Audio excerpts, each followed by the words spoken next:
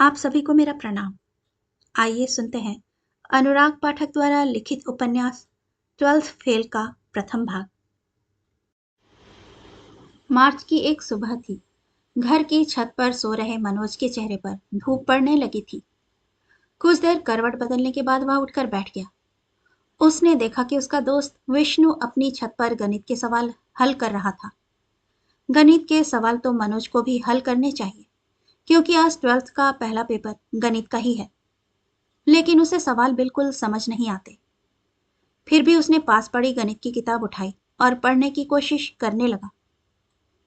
मनोज अपनी तारीफ से बहुत उत्साहित होता है, इसीलिए जब उसने देखा कि उसके घर के सामने के कुएं पर मोहल्ले की महिलाएं पानी भर रही हैं, तो उन्हें प्रभावित करने के लिए वह छत पर टहलते हुए गणित के सवाल ऊंची आवाज में पढ़ने लगा।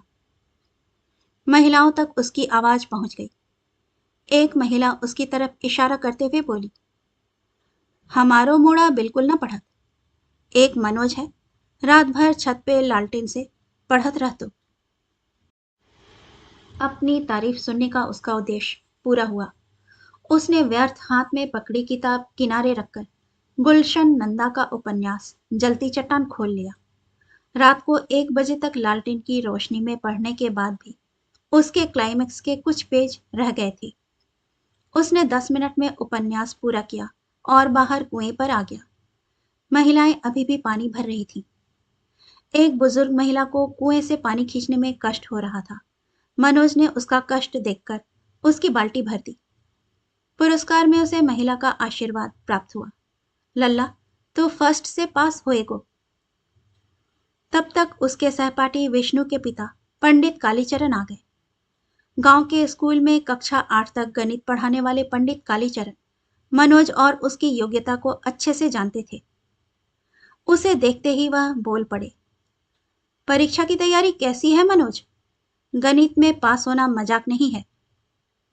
फिर पंडित जी ने अपने बेटे विष्णु की तारीफ करना शुरू किया। मैंने तो विष्णु से कह दिया है कि फर्स्ट डिवीजन से पास नहीं हुआ तो मैं उसकी पढ़ाई बंद करा दूंगा। पर मैं जानता हूँ, विष्णु गणित में होशियार है। उसके मन में पढ़ने की लगन है। मनोज इस सच्चाई को नकार नहीं सका। उसने पंडित जी की मदद के उद्देश्य से उनके हाथ से पानी की बाल्टी ले ली और उनके साथ साथ चलते हुए उनके बेटे की तारीफ की। ताऊ, विष्णु जैसा होशियार लड़का तो पूरे जिले में नहीं है। मुझे तो पूरा भरोसा है कि वो इस बार जिले में फर्स्ट आएगा। यह कहते हुए मनोज की आंखों के सामने उसके पिता की धुंधली छवि आई और फिर अचानक विलीन हो गई। हल्की टीस उदासी के रंग में उसके चेहरे पर दिखाई दी। मुरैना जिला मुख्यालय से 30 किलोमीटर दूर जौरा तहसील से सटे बिलग्राम में दिन की शुरुआत हो चुकी थी। सामान्य सा यह दिन नया सिर्फ इस बात में था कि आज गांव के कुछ लड़के लड़कियां 12th का पहला पेपर देने जा रहे थे। मनोज जब पंडित जी को उनके घर छोड़कर वापस आया तो उसकी मां दरवाजे पर दो महिलाओं के साथ बातचीत में मग्न थी।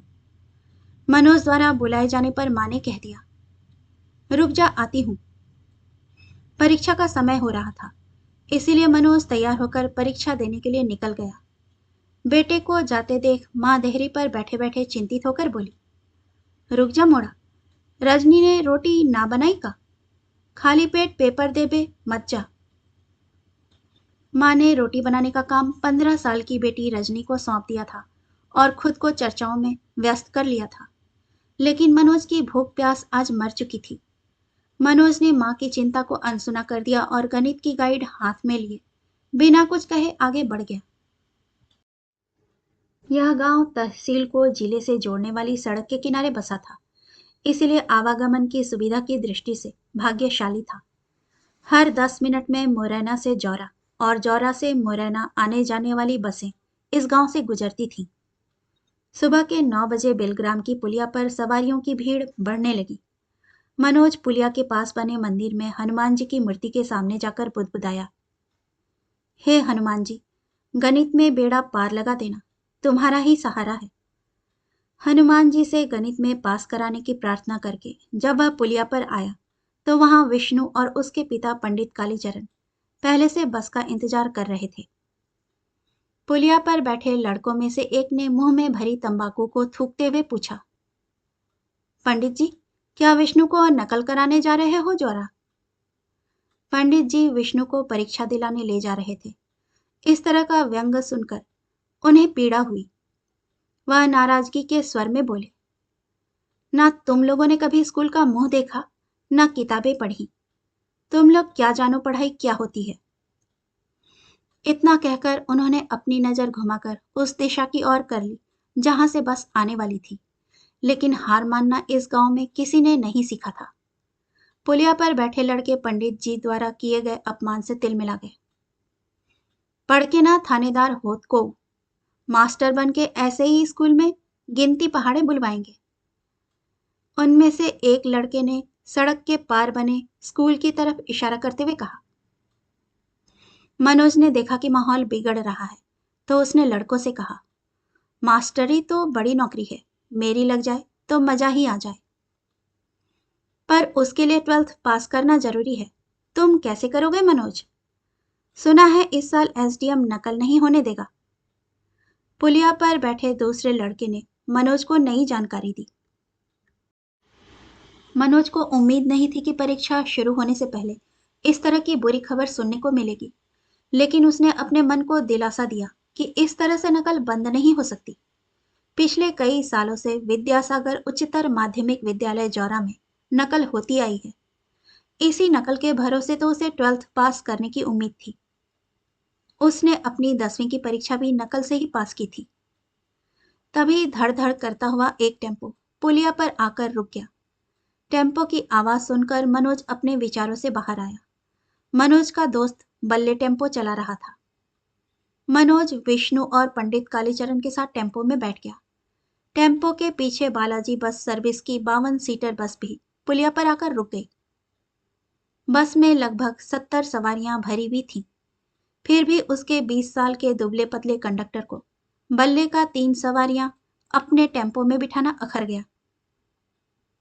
कंडक्टर ने बल्ले से दबंग और धमकी भरी आवाज में कहा, क्यों रे, कितनी सवारी बिठाए गो रे? 3 सवारी एक्स्ट्रा बिठाई लई है, उतार भी ने, वे मेरी सवारी हैं। पिछले कुछ महीनों से इस सड़क पर 3-4 टेम्पो चलने लगे थे। बस ऑपरेटरों को इस बढ़ती प्रतियोगिता से आर्थिक नुकसान हो रहा था, इसलिए बस और टेम्पो के संघर्ष बढ़ने लगे थे। तू काम कर अपनो, जे मेरो गांव है, बस न चल पावेगी तेरी। बल्ले अपने गांव में शेर बन गया। लेकिन बालाजी बस का मालिक धन और राजनीति से ताकतवर था। आरटीओ और थानेदार आर्थिक लाभ के बदले उसे संरक्षण देते थे, इसीलिए उसका स्टाफ सीमा से अधिक सवारी ढोना अपना विशेषाधिकार मानता था। विवाद बढ़ता देख गांव के कुछ लोग टेम्पो के पास आ गए। गांव में एकता दिखाने का अच्छा मौका था यह। दुश्मन का पलड़ा भारी होता देख बस में बैठे ड्राइवर ने कंडक्टर को वापस बुला लिया। अधेड़ उम्र के ड्राइवर ने अपने अनुभव से यही सीखा था कि जब किसी गांव में अकेले घिर जाओ तो वहां से भाग लेना ही सही रणनीति है। बाद में अपने इलाके में इस संघर्ष को घसीट कर लाने की कोशिश करनी चाहिए। कंडक्टर भुनभुनाता हुआ वापस बस में चला गया, लेकिन वह बस के गेट से लटकते हुए बल्ले को भविष्य की चेतावनी देते हुए चिल्लाया, जहां सड़क पे टेम्पो चला वो भुला देंगो, होश में रहिए। बल्ले भी कम नहीं था। उसने इस चेतावनी का जवाब ऊंची आवाज में दिया, गांव में से बस ना निकाल पावेगो, ध्यान रखिए। इतना कहकर बल्ले ने टेम्पो का गियर डाला और टेम्पो धड़ धड़ करता जौरा की ओर बढ़ गया। स्कूल के गेट के पास टेम्पो से उतरकर मनोज और विष्णु स्कूल चले गए और पंडित कालीचरण अपने बेटे को सुरक्षित स्कूल पहुंचाकर अपने किसी रिश्तेदार के घर की ओर रवाना हो गए। स्कूल के संचालक नरेंद्र सिंह ने बहुत मेहनत के बाद 12th बोर्ड परीक्षा का सेंटर अपने स्कूल में कराया था। अपने स्कूल में सेंटर होने से वह खुलेआम नकल कराने का वादा विद्यार्थियों से कर चुके थे। गणित, अंग्रेजी और साइंस के पेपर में इस एरिया के अधिकांश विद्यार्थी अपने बलबूते पास नहीं हो पाते थे, इसीलिए नकल से पास होने की उम्मीद में स्कूल में विद्यार्थियों की संख्या क्षमता से अधिक बढ़ गई थी। विद्यार्थियों के झुंड भय, आश्चर्य और आनंद के मिले जुले भाव के साथ स्कूल में प्रवेश कर रहे थे। संचालक नरेंद्र सिंह अपने कमरे की खिड़की से आशीर्वाद भरी नजरों से इन झुंडों को देख रहे थे। आज नकल कराने का जिम्मा गणित के शिक्षक दुबे जी पर था। नकल कराने के लिए प्रत्येक क्लास में जाना उनके लिए असुविधा का काम था। इसीलिए स्कूल के मैदान में टेंट लगाकर नीचे टाट पट्टियां बिछाई गई थीं, जिस पर परीक्षार्थी बैठ गए थे। घंटी बज गई, पेपर बट गए। पेपर को एक दो बार अनजानी निगाहों से देखने के बाद मनोज ने पेपर जमीन पर रख दिया और गणित के सर दुबे जी का इंतजार करने लगा। दुबे जी ऑफिस में बैठकर प्रश्न पत्र हल कर रहे थे। एक प्रश्न हल करने के बाद उसे ब्लैकबोर्ड पर उतरवाना, फिर दूसरे उत्तर की सप्लाई करना मेहनत और योग्यता का काम था। अभी दुबे सर द्वारा दिया गया पहला उत्तर ब्लैकबोर्ड पर उतारा ही जा रहा था कि स्कूल के बाहर हलचल हुई। एक सफेद रंग की पीली बत्ती लगी बोलेरो स्कूल के कंपाउंड में आकर रुक गई। पुलिस की वर्दी में 5 सिपाही सीधे परीक्षा वाले मैदान में पहुंच गए। पुलिस को देखकर दुबे सर पहले तो हड़बड़ाए, फिर उन्हें लगा कि यह तो औपचारिक चेकिंग है, जो हर साल पहले पेपर के दिन शासन द्वारा की जाती है। इससे क्या घबराना। पर जब पुलिस के सिपाहियों ने उनकी उम्मीद के विपरीत लड़कों से गाइड, नकल की पर्चियां आदि लेकर एक बोरे में भरना शुरू किया, तो उन्हें यह समझते देर नहीं लगी कि मामला गंभीर है। उन्होंने घबराहट में बीड़ी सुलगा ली और ब्लैकबोर्ड डस्टर से साफ करके भागते हुए स्कूल के संचालक नरेंद्र सिंह के पीछे खड़े हो गए। सभी विद्यार्थियों को भरोसा था कि 10 मिनट की कवायद के बाद पुलिस चली जाएगी। उसके बाद उत्तरों की सप्लाई फिर से शुरू हो जाएगी। इसी भरोसे पर विद्यार्थियों ने धैर्य बनाए रखा। लेकिन 10 मिनट बीत गए और मामला सेटल नहीं हुआ, तो विद्यार्थियों की बेचैनी बढ़ने लगी। उनके ऊपर फेल होने का खतरा मंडराने लगा। आज के इस रंगमंच के केंद्र में खड़े एक युवक की ओर इशारा करते हुए एक लड़का बोला, जे तो एसडीएम दुष्यंत सिंह है। दुष्यंत सिंह ने नरेंद्र सिंह से कहा, आपको शर्म आनी चाहिए, आप खुलेआम नकल करा रहे हैं। घबराए हुए लड़के और अधिक घबरा गए।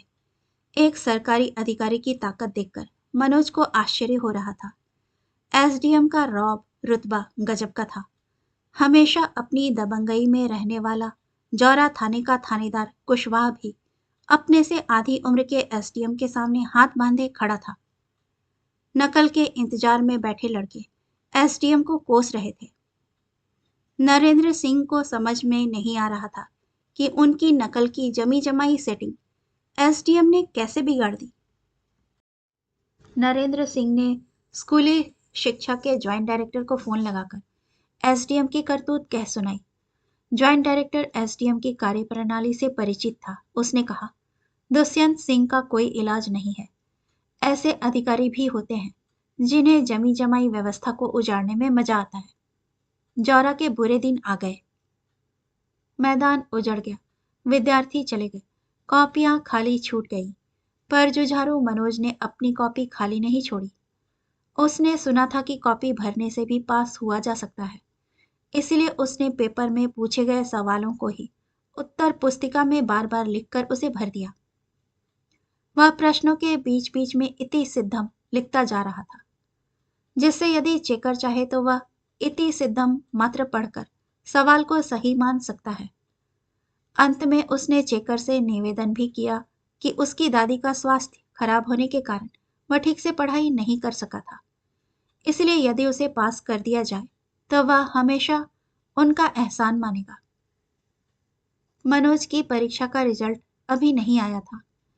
एक सुबह बल्ले के घर के दरवाजे पर गांव में क्रिकेट खेलने वाले लड़के जमा हो गए। मनोज भी इस टीम का अच्छा खिलाड़ी माना जाता था। वह शॉट मारने के लिए नहीं, बल्कि बॉल को रोकने में माहिर था। जब टीम जल्दी जल्दी आउट होती थी, तब वह क्रीज पर जाकर विकेट गिरने से रोक सकता था। मल्ले ने लड़कों से कहा, आज जौरा में टूर्नामेंट है। 100 रुपए एंट्री फीस है। 10 रुपए की बॉल आएगी, इसीलिए सबको 10-10 रुपए देने हैं। मनोज जानता था कि उसके लिए 10 रुपए जुटाना इतना आसान नहीं है। 7 महीने पहले अक्टूबर में पापा डिंडोरी से आए थे। तब माँ को 10,000 रुपए दे गए थे। 7 महीने में सब रुपए खर्च हो गए। तब से ना पापा आए, ना ही उन्होंने तनख्वाह भेजी। मम्मी अब उधार मांगकर घर चला रही है। इसी भरोसे घर चल रहा है कि पापा के आने के बाद सब ठीक हो जाएगा। क्रिकेट की मीटिंग में अचानक मनोज के सामने उसके घर की दीनहीन और जर्जर दशा का दृश्य आ गया। घर में घुसने से पहले उसने देखा कि मम्मी पड़ोस की ताई से उनके दरवाजे पर बात कर रही है। छोटा भाई कमलेश घर में नहीं है। या तो वह सड़क किनारे पुलिया पर बैठा होगा या बिना कहे जौरा निकल गया होगा। निरुद्देश आवारा घूमना ही उसका शौक है। मम्मी की बैठक खत्म हो गई थी। उन्हें मजबूरन घर आना पड़ा।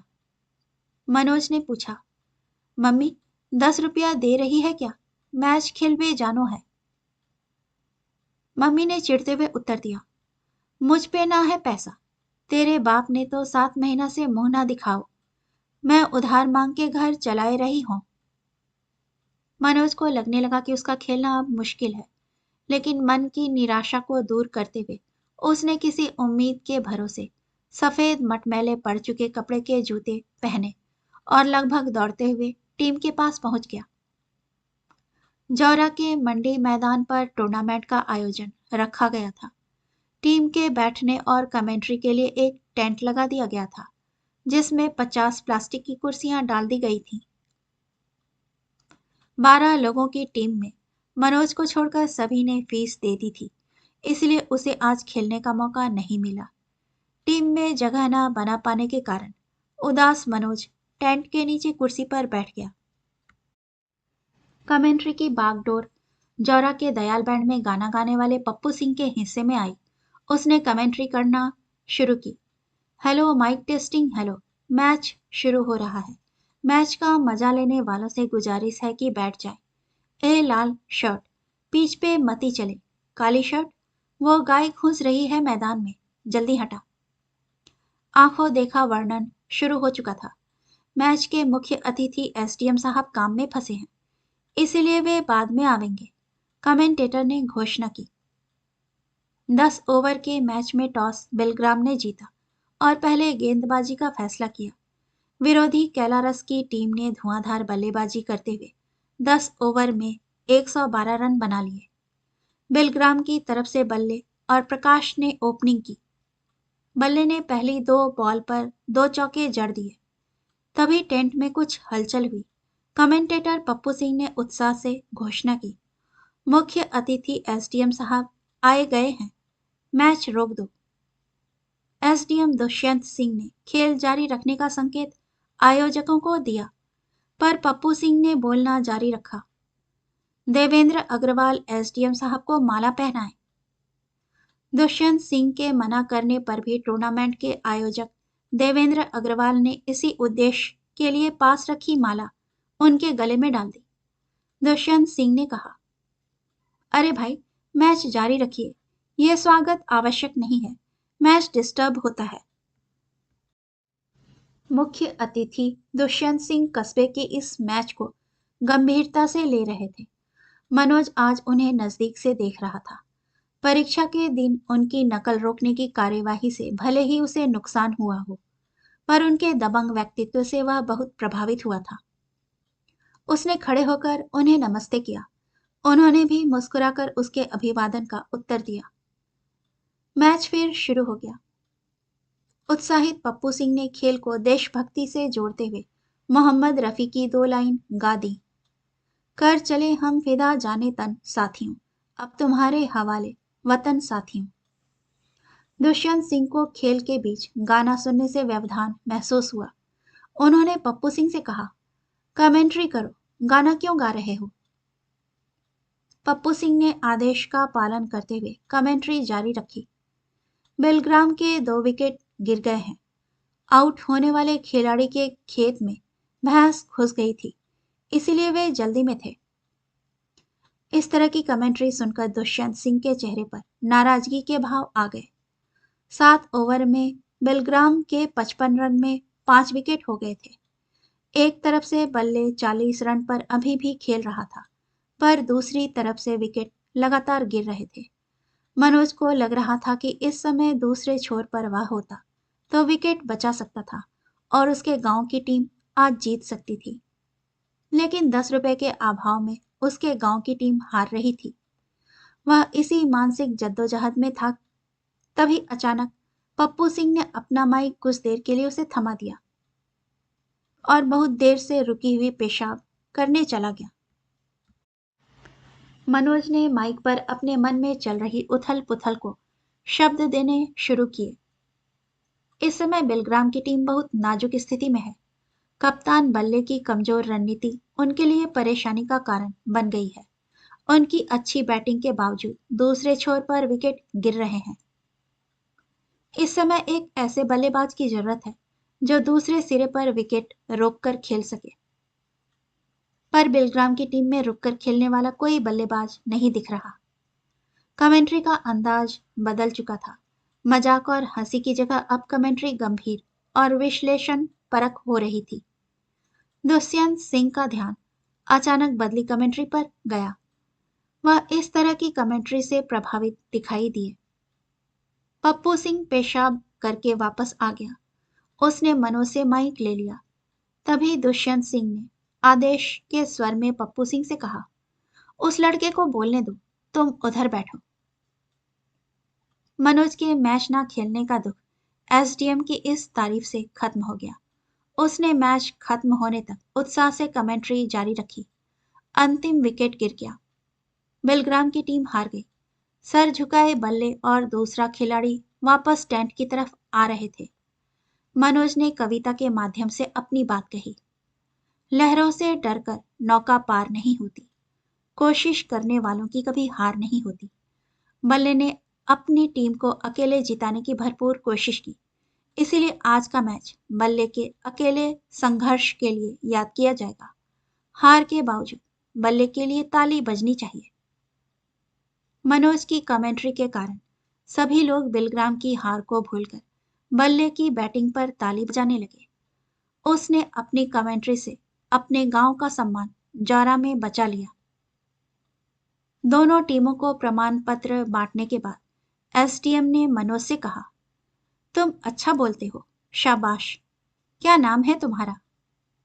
उसने जवाब दिया, मनोज कुमार शर्मा। बिलग्राम की टीम बल्ले के टेम्पो में बैठकर वापस अपने गांव की ओर चल दी। अपनी तारीफ के लिए हमेशा लालायित रहने वाले मनोज की दुष्यंत सिंह ने आज भरपूर तारीफ की थी। एक दीवानापन सा उसके दिल पर छा गया था। मनोज के पिता रामवीर शर्मा को गांव आए 1 महीना हो चुका था। वेतन के रुके पैसे मम्मी को मिल गए थे। मम्मी ने उधार पटा दिए। लेकिन वह पापा की आदत जानती थी कि उन्हें घर की चिंता कभी नहीं रही। नौकरी पर जाते हैं तो महीनों घर नहीं लौटते।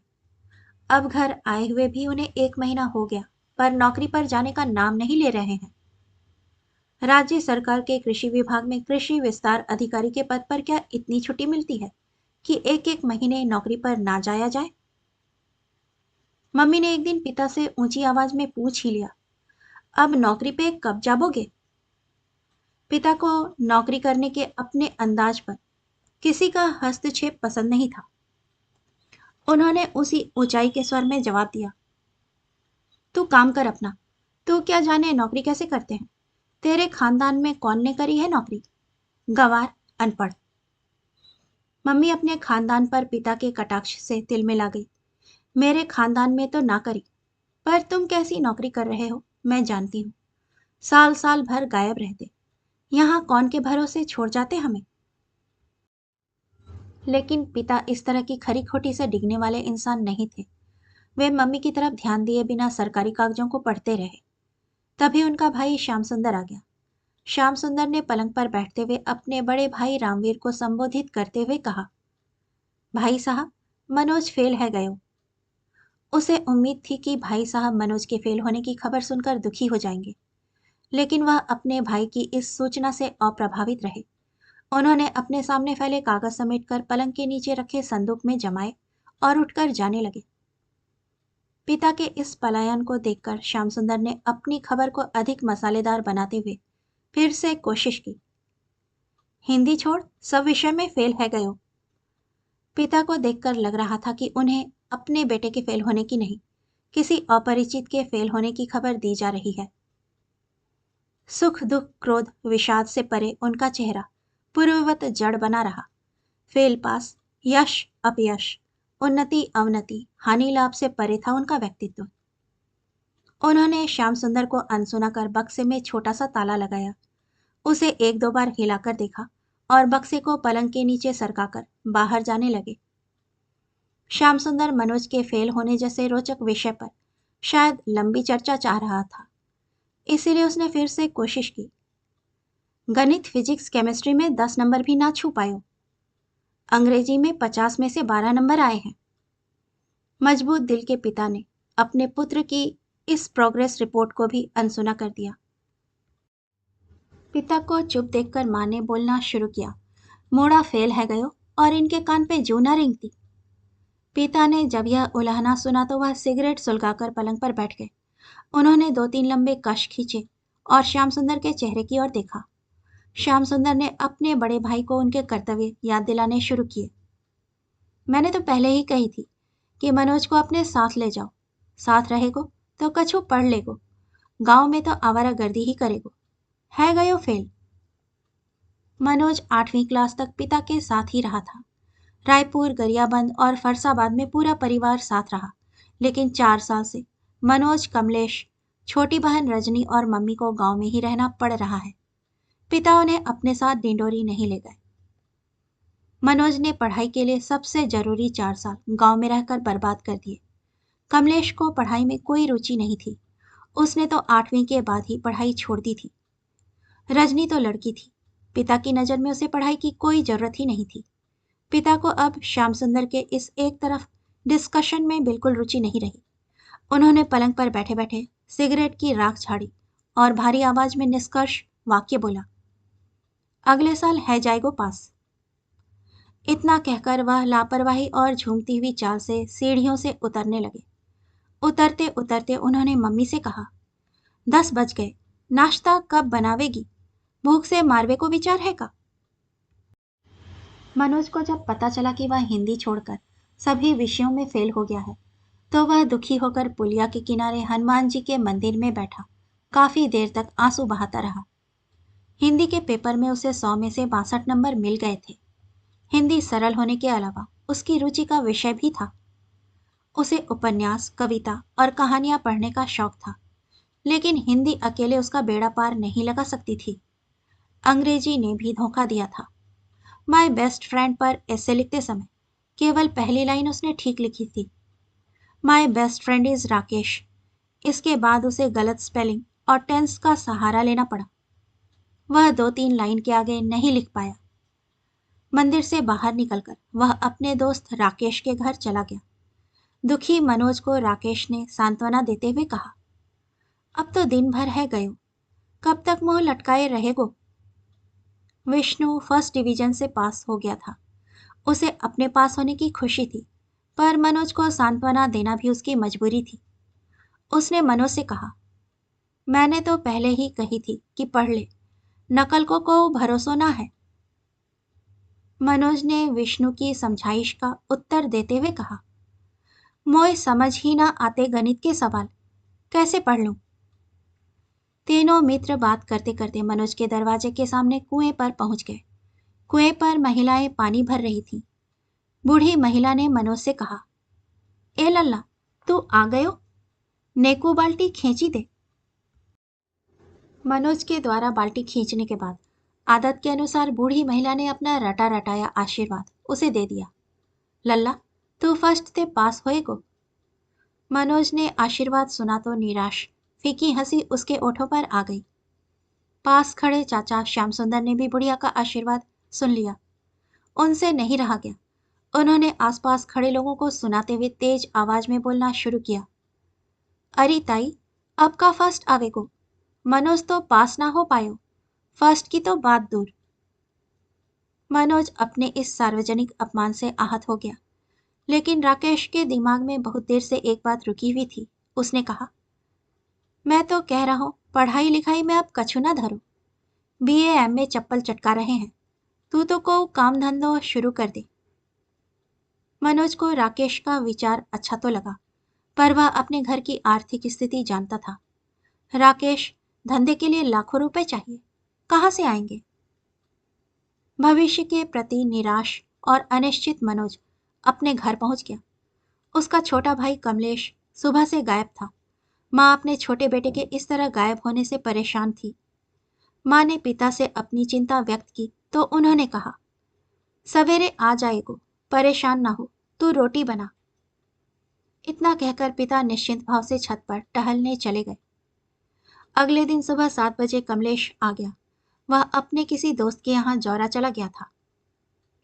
कमलेश जौरा से खाली हाथ लौटकर नहीं आया था, बल्कि विचारों की नई रोशनी लाया था। वह परिवार को पटरी पर लाने की एक अभूतपूर्व योजना पिता को बता रहा था। बल्ले न्यू ब्रांड टेम्पो खरीद रहो है, इसीलिए अपनो पुरानो टेम्पो बेच रहो है 40,000 में। महीना के 8-10 हजार कहूँ ना गए, मैं चला लेंगो। मनोज जानता था कि 12th फेल हो जाने के बाद उसे अब कोई भी नौकरी नहीं मिल सकती। उसे अब किसी काम धंधे के बारे में ही सोचना चाहिए। इसीलिए उसे कमलेश की योजना उपयोगी लगी। उसके आसपास के सभी लड़के यही सब काम तो कर रहे हैं। कोई टेम्पो चला रहा है, कोई इलेक्ट्रिशियन का काम कर रहा है। जिसके पास कुछ पैसा अधिक है उसने जौरा में किराने की दुकान खोल ली।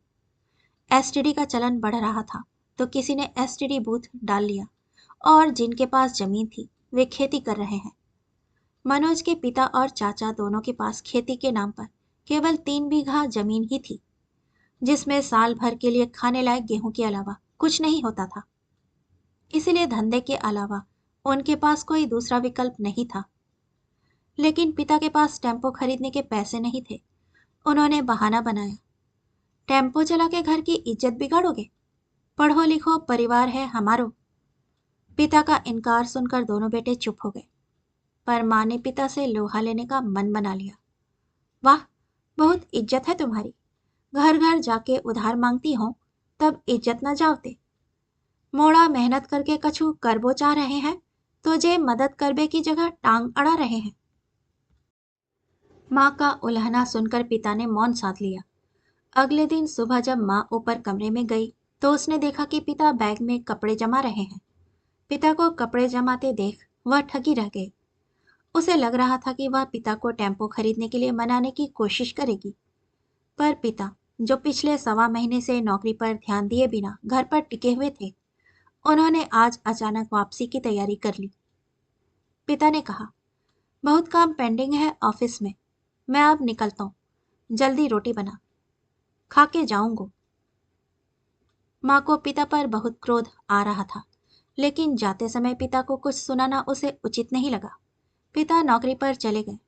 ऐसा लग रहा था कि पिता के जाने के साथ ही टेम्पो खरीदने की योजना पर विराम लग गया है।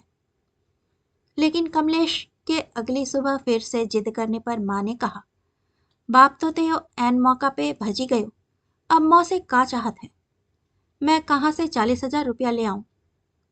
बहुत देर चर्चा होने के बाद निष्कर्ष निकला। माँ बोली, 10,000 तो मुँह पे रखे हैं, 30,000 पंडित कालीचरण से उधार मिल जावेंगे, जेवर रखे हैं, गिरवी रख देऊंगी। 40,000 में बल्ले का सेकेंड हैंड टेम्पो आ गया। उम्मीद और आत्मविश्वास से भर गया पूरा परिवार। कमलेश ड्राइविंग सीट पर बैठ गया। किराया इकट्ठा करने की जिम्मेदारी कंडक्टर मनोज को मिली। मनोज ने सवारियों को आकर्षित करने के लिए आवाज लगाना शुरू किया, छैरा भर्रा बागचीनी मुरैना। थोड़ी देर में मुरैना की 5 सवारियां मिल गई। टेम्पो सवारियां लिए मुरैना की ओर बढ़ गया। व्यवसाय की शुरुआत अच्छी रही। रात को घर आकर मनोज ने आज की कमाई के 200 रुपए माँ को दे दिए। माँ दोनों बच्चों के इस तरह पैसे कमा कर लाने के कारण भावुक हो गई। दिन भर की मेहनत के बाद मनोज का चेहरा रूखा हो गया, बाल धूल से सन गए, शर्ट मटमैली हो गई, होंठ पपड़ा गए। बच्चों की हालत देखकर माँ की आंखों में आंसू आ गए। मनोज ने माँ को रोते देखा तो उसे गले लगा लिया। उसने कहा, चिंता काय कर रही है, अब तेरे मोड़ा कमान लगे हैं। लगभग 1 महीने तक टेम्पो चलता रहा। रोज शाम को 200-250 रुपए दोनों बेटे कमा कर लाते रहे। माँ को लगा यदि इसी तरह टेम्पो चलता रहा तो जल्दी ही उधार पटा दिया जाएगा। फिर 1-2 साल में नया टेम्पो ले लेंगे। पिता की अनदेखी के कारण उसे अपने बच्चों से उम्मीद होने लगी थी कि उनकी मेहनत से यह घर फिर से संभल जाएगा। आज टेम्पो जैसे ही बागचीनी चौराहे पर पहुंचा, वहां पुलिस की चेकिंग चल रही थी। सिपाही ने मनोज को टेम्पो साइड में लगाने का आदेश दिया। मनोज ने लाइसेंस और रजिस्ट्रेशन दिखाते हुए सिपाही से पूछा, क्या बात है दीवान जी, हमें क्यों रोका है? कागज तो पूरे हैं टेम्पो के। सिपाही ने कहा, थानेदार साहब का आदेश है, उनसे जाकर पूछो। सिपाही टेम्पो को स्टार्ट कर 200 मीटर दूर सड़क के किनारे बने बागचीनी थाने में ले जाने लगा। मनोज और कमलेश टेम्पो के पीछे दौड़ लगा रहे थे। तभी पास से बालाजी बस सर्विस की बस निकली। उसका कंडक्टर दरवाजे से अपना सर निकालकर जोर से चिल्लाया, काय रे, कही थी ना, जहाँ रोड पे टेम्पो चला वो भुला देंगो, अब चला टेम्पो। यह वही कंडक्टर था जिसका झगड़ा बल्ले से हुआ था। वह टेम्पो को पहचान गया था। मनोज ने जब उस कंडक्टर की बात सुनी तो समझ गया कि वे लोग बस ऑपरेटरों के षड्यंत्र का शिकार हो गए हैं। थानेदार 55 साल का पका हुआ थानेदार था। मनोज ने डरते हुए थानेदार से कहा, सर, मेरे टेम्पो के सारे कागज सही हैं, फिर भी टेम्पो को थाने में बंद कर दिया है। थानेदार ने दीवान को आदेश दिया, दीवान जी, बाहर फरियादी बैठा है, उसे ले आओ। दीवान एक 20 साल के युवक के साथ वापस आ गया। रात के अंधेरे में सेंधमारी करने वाले इस युवक का नाम दिनेश था, जो कि पुलिस का मुखबिर भी था। थानेदार ने दिनेश से पूछा, बता दिनेश, क्या फरियाद लेकर आया है? दिनेश ने जैसे रटा हुआ वाक्य बोलना शुरू किया, मैं और मेरा दोस्त मोटरसाइकिल से जा रहे थे, पीछे से इसके टेम्पो ने टक्कर मार दी। मेरा दोस्त जमीन पर गिरकर बेहोश हो गया। उसको बागचीनी के प्राथमिक स्वास्थ्य केंद्र में भर्ती करके आपके पास आया हूं।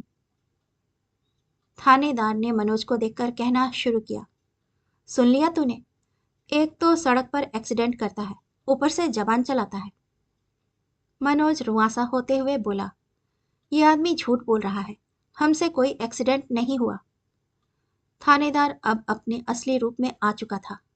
चुप साले, बंद करो दोनों को अंदर, जेल में सड़ोगे तब पता चलेगा कि एक्सीडेंट किया है कि नहीं। बालाजी बस सर्विस के मालिक से प्राप्त फीस के बदले थानेदार ने अपना काम बखूबी कर दिया था। मनोज और कमलेश के पैरों तले जमीन खिसक गई। दोनों के आंसू बहने लगे, पर थानेदार नहीं पसीजा। दोनों को दीवान ने लॉकअप में बंद कर दिया। दोनों का रो रो कर बुरा हाल था। वे डर के मारे कांप रहे थे। उन्हें समझ नहीं आ रहा था कि अब कहाँ जाए, किससे मदद मांगे। 2 घंटे बाद दीवान ने उनसे कहा, तुम दोनों को रात भर थाने में बंद नहीं कर रहे हैं, यही गनीमत है। थानेदार साहब बहुत रहमदिल हैं, अब जाओ। लेकिन अब यह टेम्पो तो कोर्ट से ही मिलेगा। कोर्ट से छूटने के इंतजार में कई टेम्पो थाने के बाहर खड़े कबाड़ में तब्दील हो रहे थे। दोनों समझ गए कि अब कोर्ट से छूटने का मतलब है कि उनका टेम्पो भी यहाँ खड़े खड़े कबाड़ हो जाएगा। थाने से छूटने के बाद दोनों अपनी जान बचाकर भागे। दोनों का पुलिस से यह पहला सामना था। उनके लिए थाना रक्षक नहीं, भक्षक बना था। रात हो गई थी, इसीलिए अब कोई बस या टेम्पो सड़क पर नहीं था। 10 किलोमीटर पैदल चलकर दोनों अपने गांव पहुंच गए, निराश, दुखी, टूटे हुए, पराजित से। आंखें आंसुओं से अब भी भरी हुई थी। माँ को देखकर मनोज फूट फूट कर रो पड़ा। घटना सुनकर माँ की आंखों में भी आंसू आ गए। घर को पटरी पर लाने की उम्मीद, जो कुछ दिनों से बन रही थी, अचानक चकनाचूर हो गई। पर माँ ने हिम्मत नहीं हारी। उसने मनोज को दिलासा दिया, सब ठीक हो जाएगा, तू चिंता न करे। रात भर मनोज छत पर पड़ा रहा। उसे नींद नहीं आई। जागता रहा वह सारी रात। कहानी के प्रथम भाग को सुनने के लिए आपका धन्यवाद। कहानी के दूसरे भाग को लेकर शीघ्र ही उपस्थित होती हूँ। आपसे विनम्र अनुरोध है कि कृपया कहानी पसंद आए तो इसे लाइक और सब्सक्राइब जरूर कीजिएगा। धन्यवाद।